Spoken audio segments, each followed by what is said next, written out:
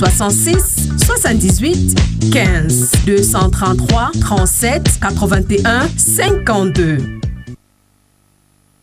Bonjour Christian. Vous avez dit oui à l'univers. J'apprends. Vous avez dit oui à notre invitation encore aujourd'hui. Oui, bien sûr. Je dis oui progressivement. Il faut pas. On n'a pas tous la capacité de IMA. Hein? Oui. Encore qu'elle aussi, elle a pris du temps. Hein?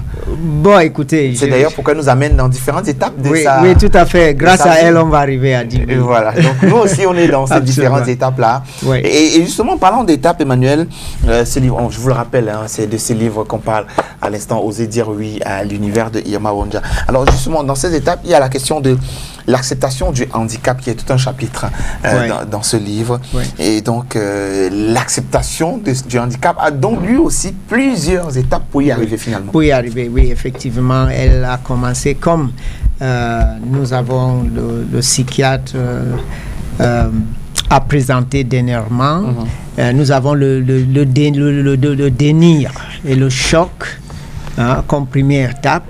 Après, nous avons la colère qui vient, il y a la marchande comme la chantage, et après il y a la dépression, et puis finalement nous avons l'acceptation.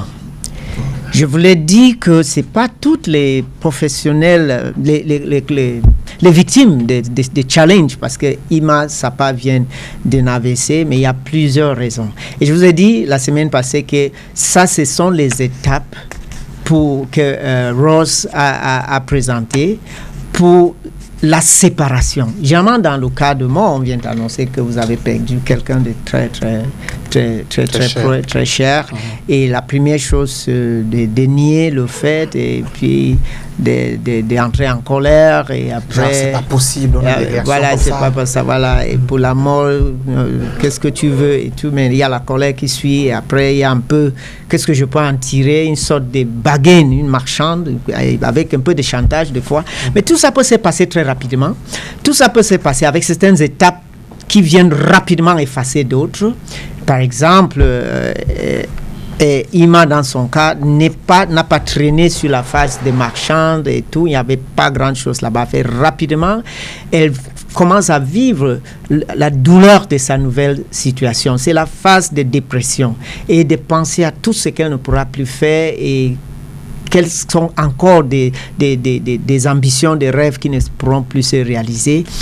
Mais je voulais dire que c'est beaucoup de grâce aussi. On ne peut pas dire qu'il y a une intelligence qui garantit qu'on va faire les 5 étapes. Il y a beaucoup de personnes. Il m'a dit dans la phase de la question, Seigneur, pourquoi tu m'as pas pris, pourquoi tu m'as permis. Voilà, c'est-à-dire dans la phase de la colère, on commence à dire pourquoi alors j'aurais parti, pourquoi vous m'avez ramené. Mais vous savez, si vous traînez longtemps dans cette phase, pour certaines personnes, vous savez souvent quand on dit que quelqu'un s'est suicidé, on a souvent dit que la vie est bien, qu'est-ce qui pourrait arriver. Vous n'êtes jamais dans la situation des personnes qui ont des challenges trop profondes. Il y a une raison pour laquelle nous vivons. Ces raisons existent au fond de nous. Des fois, on arrive à l'exprimer, des fois, on ne l'exprime pas. Des fois, on ne l'exprime pas parce que personne à l'intérêt même de le comprendre et où personne va nous comprendre. On préfère garder ça avec nous-mêmes. Donc on dit, on sait pourquoi on est là. Et des fois, vous pouvez le lever un beau matin et tout ça est effacé sans notification. Ça se passe par plusieurs façons. Des actes qu'on pose dans la vie des autres en regardant tellement la loi, sans regarder le contexte, sans jugement, parce que quand on dit que juger, c'est parce que là-bas, il y a d'autres intelligences qui viendront de part et d'autres plaidoyer et donner un regard plus large sur les choses. Vous attrapez quelqu'un, vous dites qu'il vient de voler, et vous le tabassez jusqu'à la mort. Donc, vous n'avez pas donné la possibilité même de le comprendre, de comprendre son acte. De comprendre ce qui se passe et de comment on est arrivé là. Je voulais dire que dans la vie, j'ai présenté un cas extrême. Alors, dans ce cas extrême, il y a la mort. Mais je voulais dire qu'il y a des morts qui n'est pas forcément physique, mais la personne n'existe plus. On le voit, il marche, il respire, et nous sommes contents de dire que effectivement vous le méritez. C'est vous-même, c'est votre main qui a cherché. Et on célèbre votre situation. On vous donne votre place. Et on dit que c'est tout à fait normal. Il n'y a plus d'empathie, il n'y a plus de sympathie, il n'y a plus de se remettre en cause. Et il n'y a plus même la possibilité de voir qu'on peut être dans la situation de cette personne. Donc je voulais dire, et ça se passe dans les familles, ça se passe dans beaucoup de situations. C'est très facile de voir quelqu'un qui marche nu et dit qu'il a mis ça, il est compliqué, il a trempé sa main quelque part, ainsi de suite. Pourtant, c'est quelqu'un qui demande qu'on l'encadre et que le système en place l'encadre et que des spécialistes arrivent à le prendre en charge. Et finalement, un jour, comme vous dites que le voilà, avec une famille, en train d'élever une famille ou en train d'apporter une bien à la société. Donc, on n'a pas besoin d'être dans ce monde de savoir.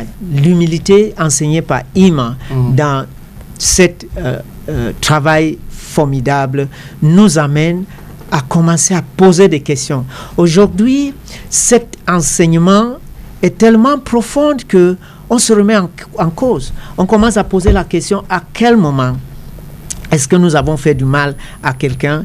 Est-ce qu'il y a encore la possibilité qu'on se rattrape, qu'on demande pardon, qu'on se rattrape? Et est-ce que même on peut arriver à se pardonner nous-mêmes et d'investir le reste de notre vie à réparer le mal qu'on a causé dans la première phase avant cette révélation, pour qu'un jour on croit que la grâce va aussi sourire dans notre sens. Donc, quand Kübler-Ross, cette psychiatre américaine d'origine suisse, écrit ces 5 étapes, c'était parce que par elle, quelqu'un devait finir par demander pourquoi toi tu te comportes comme ça. Tu es la première personne de perdre quelqu'un. Vous savez ce que nous disons. Et vous savez que la mort existe, ainsi de suite. Ces phrases qui se font, ça se passe dans des milieux où les experts, peut-être santé, peut-être psychiatrique ou milieu social, des services sociaux, où on est supposé apporter l'apaisement et le soutien à cette personne pour que cette personne n'entre pas dans les 5 étapes sans savoir s'il va faire les 5, arriver à l'acceptation. Et lorsqu'on arrive à l'acceptation, il y a quelque chose ici que j'aimerais lire. Ça, c'est... Le lâcher prise. Oui, le lâcher prise. Emmanuel, je viens de le lire. Et si vous ne l'aviez pas fait, moi, je l'aurais fait. Je préfère que vous le faites. Oh là là. Et ça part d'un auteur. Oui, oui. Et moi, avant d'arriver à écrire tout ça, a fait beaucoup de recherches. Oui. Et là, ça part de l'auteur de... Edgar Tolle. Je parle d'Edgar d'abord, oui, parce que j'aimerais que vous le découvrez aussi. Edgar Tolle, c'est connu comme l'un des plus grands enseignants spirituels aux États-Unis. Oui. Il est d'origine Allemagne et il vit au Canada.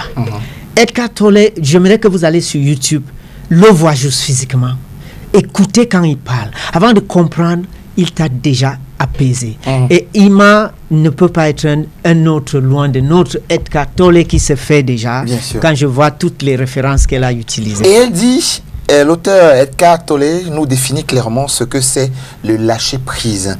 Le lâcher prise, ce n'est pas ne rien faire. Ça veut dire que, comme ceux qui disent j'ai lâché prise, en fait, ce n'est pas ne rien faire. Au contraire, c'est une action volontaire et dynamique. C'est continuer à agir sans s'inquiéter du résultat. C'est s'occuper de l'avenir sans s'en préoccuper. Lâcher prise, c'est renoncer à tout contrôler. C'est renoncer à prouver quoi que ce soit. C'est accepter que l'autre est l'autre et moi-même, je suis moi. Je suis et non pas qui j'avais rêvé d'être. Lâcher prise, c'est cesser de faire le procès de la vie qui ne nous donne pas ce que nous attendions. À partir du moment où l'on peut lâcher prise, où l'on ne désire plus être heureux à tout prix, l'on découvre que le bonheur, c'est cette capacité à garder les mains ouvertes plutôt que de les garder agrippées sur ce que nous croyons être indispensable. Et je viens tout de suite, et Ima n'a pas arrêté là-bas. Qu'est-ce qui est l'inverse? Vous voyez, je parle d'une grande enseignante. Elle dit l'inverse n'est pas lâcher prise, c'est s'opposer en tant que victime. On aura une propension à se plaindre en s'interrogeant pourquoi cela n'arrive qu'à moi. Vous voyez? Ne pas lâcher prise, c'est se bloquer. Elle dit, lutter et tourner le dos face aux circonstances a priori douloureuses, mais qui s'avéreraient être des opportunités si on avait eu la force et le courage d'y faire face. Ne pas lâcher prise, ne pas lâcher prise entraîne des tensions, de gaspillage, des stress, gaspillage d'énergie. Voilà. Gaspillage d'énergie, des frustrations. C'est aussi ne pas tenir compte de la personnalité de nos proches, mais plutôt vouloir exercer une emprise psychologique sur eux. Voilà. Et quand on parle de nos proches, je veux qu'on regarde les enfants, qui sont les plus grandes victimes. Un enfant est né en sachant que c'est grâce à son père et sa mère qu'il a la vie. Et nous passons le temps en tant que les parents de les faire comprendre que c'est grâce à moi que tu existes. C'est pas vrai. Si vous savez combien de parents ont voulu avoir des enfants et ont investi autant qu'ils pouvaient en termes de toute la précision que la science nous donne et n'ont pas eu cet enfant, je pense que leur histoire peuvent nous dire que si on a un enfant, c'est une grâce. Et que ce n'est pas nous. On est une voix, oui. On a un rôle à jouer, oui. Mais si on ne voit pas les limites de nos rôles, on peut psychologiquement étouffer l'enfant. Parce que ça, c'est aussi le cas de ne pas prendre en conscience l'état psychologique de la personne qui est autour de nous. Et j'ai donné tellement des exemples au début que lorsqu'on a des procès qui se passent dans nos têtes, on est en même temps juge avocat et on précise et on décide sur le sort de quelqu'un. Je pense que on a beaucoup de raisons de faire reculer un peu notre vitesse d'agir sur la vie des autres et de méditer profondément sur le travail de Eka à travers IMA et tous les autres enseignements sages qui existent autour de nous, dans nos écoles, dans nos églises, dans certains sages, dans nos familles. Et merci Emmanuel, merci beaucoup. Always my pleasure. Plus on avance dans cet ouvrage, plus on apprend des choses. Et pour lundi prochain, on va regarder ce que j'ai appris. Voilà, ce qu'elle a appris de tout ce voyage sur lequel on se balade depuis un bout. Et c'est Oser dire oui à l'univers que vous retrouvez sur sa page Facebook, Irma Wonja simplement. Et le email, c'est imawonja@yahoo.fr. Merci Emmanuel. Voilà. Allez, à demain, chers téléspectateurs. Bonne journée.